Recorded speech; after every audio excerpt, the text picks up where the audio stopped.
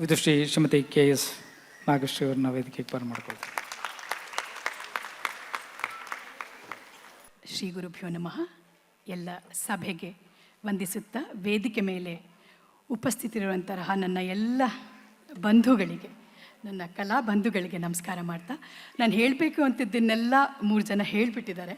ಆದರೆ ಒಂದು ವಿಷಯ ನಾನು ಹೇಳಬೇಕು. ಮೇಡಮ್ ಇವಾಗ ಹೇಳಿದ್ರು, ಸುಮಾರು 75-80 ವರ್ಷಗಳ ಹಿಂದೆ ಶ್ರೀಮತಿ ರುಕ್ಮಿಣಿದೇವಿ ಅರುಂಡೇಲ್ ಅವರು ಇಲ್ಲಿ ಫೋಟೋ ಇಟ್ಟಿದ್ದಾರಲ್ಲ, ಕಲಾಕ್ಷೇತ್ರ ಫೌಂಡೇಶನ್ನ ಸಂಸ್ಥಾಪಕಿ ಇದೇ ಕೆಲಸ ಮಾಡಿದರು.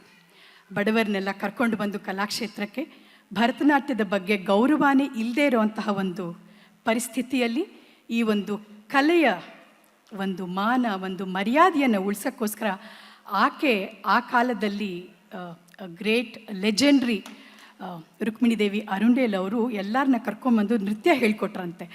ಆಗಿನ ಕಾಲದಲ್ಲಿ ನೃತ್ಯ ಮಾಡೋದೇ ತಪ್ಪು, ಅವ್ರನ್ನೆಲ್ಲ ಬಹಳ ಹೀನಾಯವಾಗಿ ನೋಡ್ತಾ ಇದ್ದಿದ್ದ ಕಾಲದಲ್ಲಿ. ಈಗ ಗಣೇಶ್ ಸರ್ ಈ ಒಂದು ನೆಲಮಂಗಲ ಅರಿಶಿನ ಕುಂಟೆ ಅಂತ ಒಂದು ಜಾಗದಲ್ಲಿ ನಾಟ್ಯದ ಬಗ್ಗೆ ಜನಕ್ಕೆ ಒಂದು ಗೌರವವನ್ನು ಈ ಮಟ್ಟದಲ್ಲಿ ನೀವು ಬೆಳೆಸಿದ್ದೀರಾ ಅಂದರೆ you are a true alumna of Kalakshetra foundation. Rukmini Devi ಅವರ ಆ ಲೆಗೆಸಿ ನೀವು ಮುಂದುವರ್ಸ್ಕೊಂಡು ಬಂದಿರ. I am very happy and proud of you and Bhavana madam.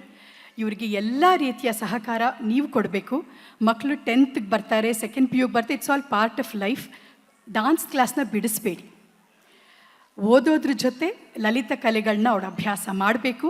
ಇಷ್ಟು ವರ್ಷ ಕಷ್ಟಪಟ್ಟು ಪಾಠ ಮಾಡಿರ್ತಾರೆ, ನೀವು 10ನೇ ಕ್ಲಾಸ್ ಬಂತು ಅಂತ ಬಿಡಿಸ್ಬಿಟ್ರೆ ಆ ಗುರುಗಳ ಅಷ್ಟು ವರ್ಷದ ಶ್ರಮ ನೀರಿನಲ್ಲಿ ಹೋಮ ಮಾಡ್ದಂಗೆ ಆಗುತ್ತೆ.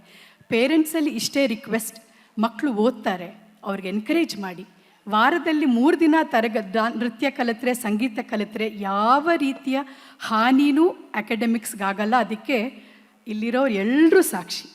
V are all masters, doctorate holders in our own field. So please encourage, ಮಕ್ಕಳಿಗೆ ಎನ್ಕರೇಜ್ ಮಾಡಿ. ಸರ್, ಇವತ್ತು ನಿಮ್ಮ ನಿರೂಪಣೆ ನನಗೆ ತುಂಬ ಖುಷಿಯಾಯಿತು. ಸರ್ ಇದ್ದಾರೆ, ಥ್ಯಾಂಕ್ ಯು ಸೋ ಮಚ್. ನಿಮ್ಮ ಈ ಒಂದು ಸಂತತಿ 1000 ಆಗಲಿ ಸರ್. ನಮಸ್ಕಾರ. ಧನ್ಯವಾದಗಳು ಮೇಡಮ್.